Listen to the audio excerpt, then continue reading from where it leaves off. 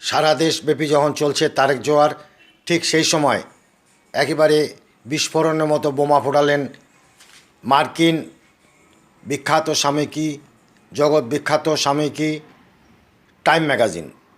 তারা সর্বশেষ তথ্যে জানিয়েছেন বাংলাদেশের ৭০% মানুষ মনে করে আগামীতে তারেক রহমানের নেতৃত্বে বিএনপি বিজয়ী হয়ে ক্ষমতায় যাবে।